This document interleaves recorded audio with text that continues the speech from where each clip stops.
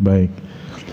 Yang pertama perbedaan antara sekalian saja perbedaan antara Al-Qur'an, antara hadis qudsi, antara hadis nabawi.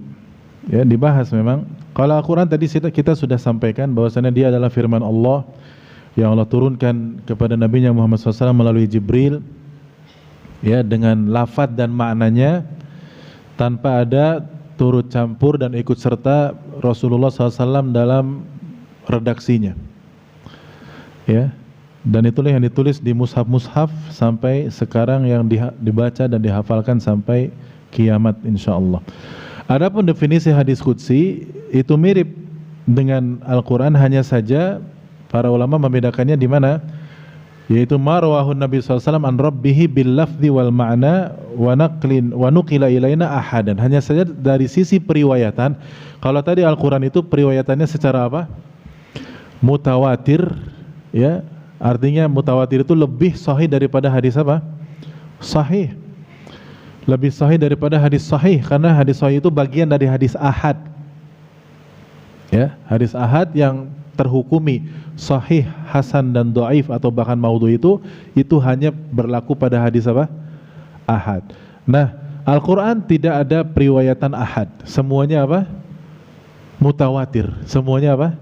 Mutawatir. Dan mutawatir tidak dihukumi sahih atau dhaif atau hasan, ya. Pokoknya kalau dikatakan mutawatir ya sudah pasti apa? Sahih, yakin. Bahkan lebih sahih daripada hadis sahih sekalipun. Nah, kalau hadis qudsi itu seperti hadis-hadis pada umumnya dari periwayatan. Artinya dia bisa mutawatir, bisa juga apa? Ahad.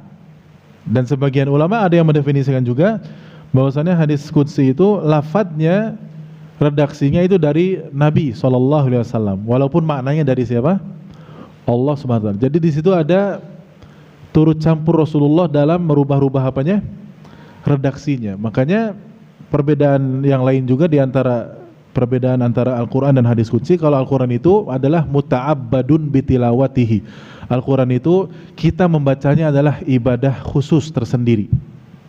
Perlu adab-adab, perlu hukum-hukum tajwid, ya, yang harus benar. Tapi kalau hadis qudsi tidak perlu seperti itu. Kita enggak baca innamal a'malu binniyat pakai idgham begitu, tidak. Ya. Wa innama likulli enggak pakai begitu. Ya. Karena itu tidak berlaku pada hadis qudsi. Itu hanya berlaku pada Al-Qur'an. Ya.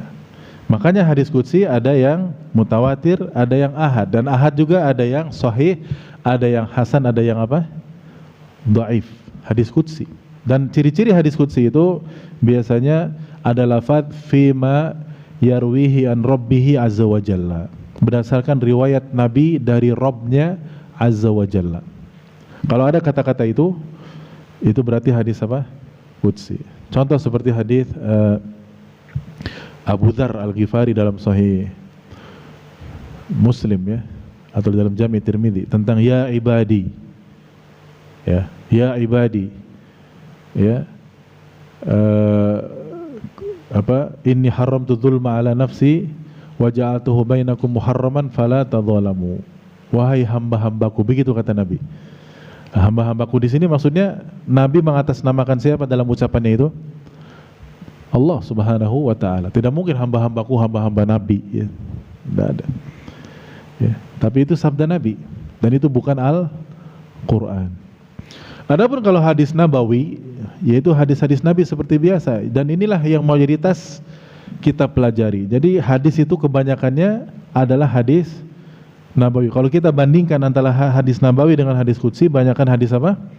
Nabawi. Bahkan kalau kita mau ingin prosentasekan, hadis qudsi hanya sekitar mungkin hanya 2 atau 3% saja.